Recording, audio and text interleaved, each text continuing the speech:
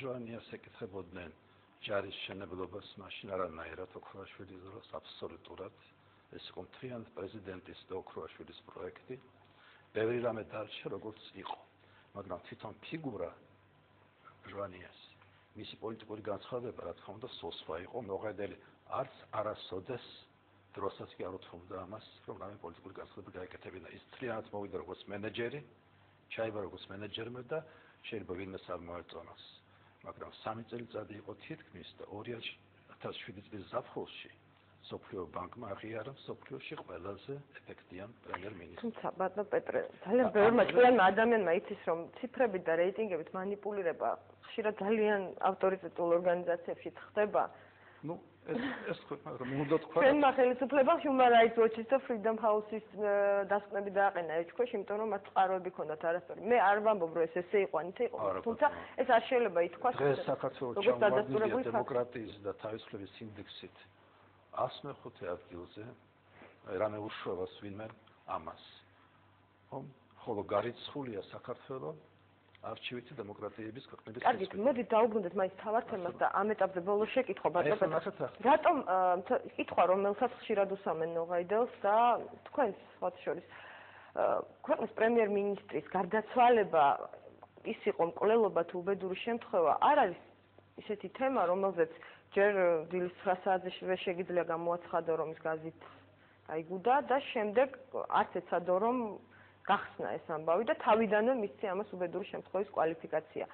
თქვენ პირადად როგორც ზურაბ ჟვანიას თანაგუნდელს მოდით ასე ვთქვათ მეგობარს, ბატონ ნოღაიდელს, რომელიც ქვეყანაში საკმაოდ გავლენიან თანამდებობაზე იყო იმ პერიოდში, არ გასჩენია სურვილი რომ რაღაცა დაეყენებინათ ეს საკითხი და მოეთხოვათ უფრო რეალური გამოძიება მოდით ასე ვთქვათ და არა ის რაც საზოგადოებას წარუდგინეს. აი ეს მინდა დეტალურად აგიხსნათ.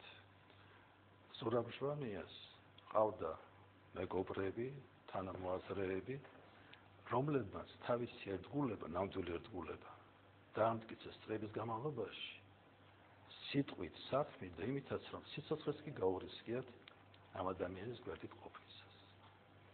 აი ყველა ეს მეგობარი თუ აკვირდებით, ხომ? ამის შემდეგ მათ შორის არ იყო არც ერთი ვისაც გამოეხატა საჯაროდ რაიმე ეჭვი. მე გავხდით მხოლოდ და მხოლოდ კანცელარიის სუფროსი.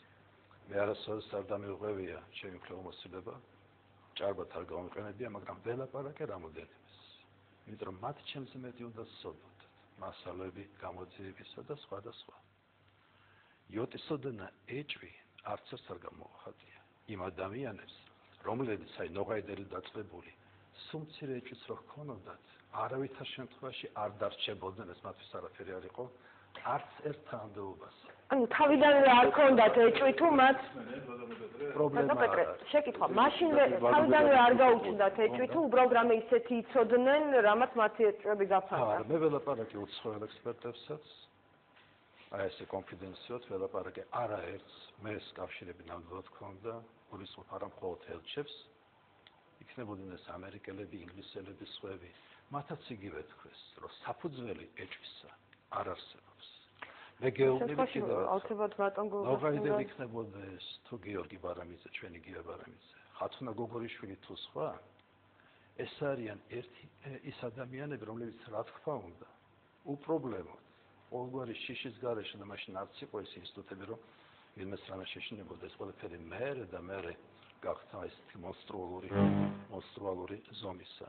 არც ერთმა ეს არ დაუშვა. შესაბამისად მეც მე ვაკვირდებოდი როგორც ჩემი ერთ-ერთი სპეციალობა ძირითადად დღეს ეს არის პოლიტოლოგია და ანალიზი შემდგომ განვითარებას. შემდგომ პოლიტიკურმა განვითარებამ არაჩვენა რომ ეს იყო მკვლელობა გარკვეული მიზნებით და ეს მიზნები ხორციელდება და მიღწევადია და მიიღწევა. ჯერჯერობით ასეა, მაგრამ აი რაც ითქვა აქ, რომ უსათუოდ უნდა ჩატარდეს გამოძიება და თანაც საერთაშორისო გამოძიებაც. ვინაიდან ამ ხელისუფლებამ ნამდვილად დაკარგა მორალური უფლება, მრავალი სრულიად უსამართლო და ყველასაც ცნობილი საქმის გამო, უკვე მეორე 4 წელიწადია გასული დღეს. საქმე დახურული არ არის. ეს ხო უკვე ძალიან დას ნიშნავს. რა მაინტერესებს? ბატონ ზურაბ ნოღაიდელს, რომელსაც მაშინ არ გაუჩნდა ეჭვები, როდესაც დამერწმუნეთ, ეს არ არის მხოლოდ ჩემი მოსაზრება, ამიტომ საუბრობ ასეთ ამამად, საქართველოს მოსახლეობის დიდ ნაწილს ჰქონდა ეჭვები, რომ ეს არ იყო უბედური შემთხვევა. უხერხული ხომ არ არის, რომ 4 წლის შემდეგ გაუჩნდა ეჭვები.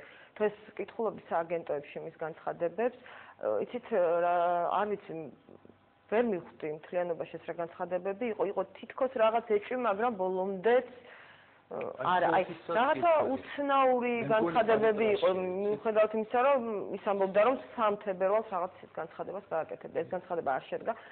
უცნაური არ არის, რომ მაშინ არ გაუჩნდა ეჭვები და დღეს გაუჩნდა, როდესაც ოპოზიციაშია უკვე. უკაცრავად ასეთ სიტუაციაში შესაძლოა მასლა გაჩნდეს ისეთი მოსაზრება, რომ ის მაშინ თანამდებობას უფრთხილდებოდა და დღეს უბრალოდ აღარ უფრთხილდება. ზურაბ ნოღაიდელი ყოველთვის ზუსტად ლაპარაკობს თვალყურდებით.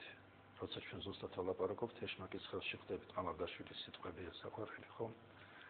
არავითარი მე წავიკითხე მის ინტერვიუები და სპეციალური ინტერვიუ მიწყნილია პალიტრაში, ვცერი ინტერვიუ. თუ ვინმე გაეცნო, შეგიძლიათ გაიხსენოთ თან და გაეცნოთ ამ ინტერვიუს. აი ზუსტად ასეა ნათქვამი, რომ ვინაიდან 4 წელიწადია გასული და საქმე დახურული არ არის.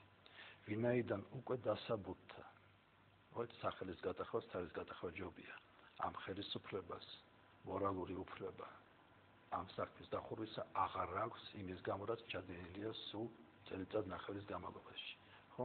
ამიტომ საერთაშორისო გამოძიება იყოს, გარდა იმისა, რომ ახალი ხელისუფლება უკაცრავად ახალ გამოძიებას და აი ამ გამოძიებამ დაადგინოს ეს ყველაფერი.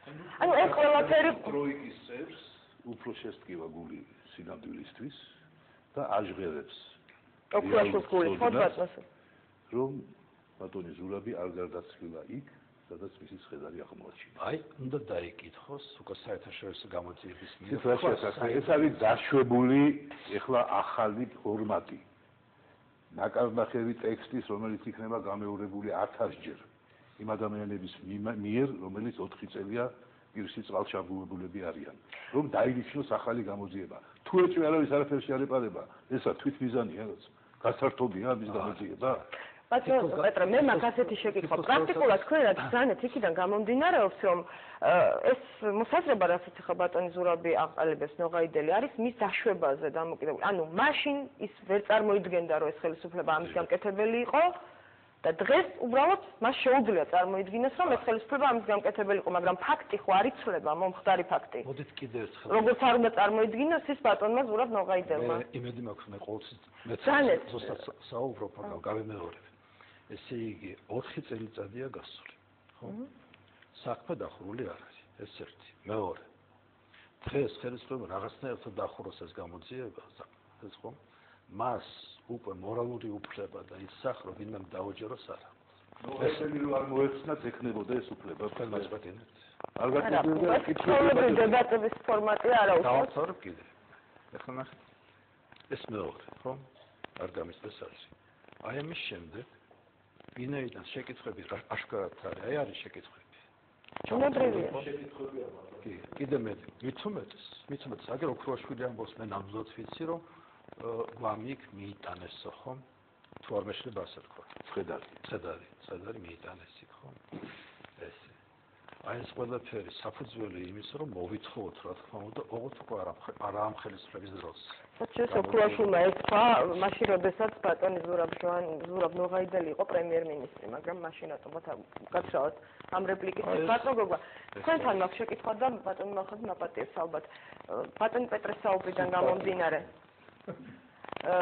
ბატონი ზურაბს მეგობრებზე რაც მაბრძანა. შენ სადასწორად ამ ინფორმაციას, რომ მის მეგობრებს უბრალოდ არ დასჩენიათ ეჭვი? იმის შესახებ, რომ აქ შეიძლება არ ყოფილიყო. მქონდა საუბარი მის მეგობრებთან, რომლებიც ზოგიერთი დღესაც შევა ამ ხელისუფლების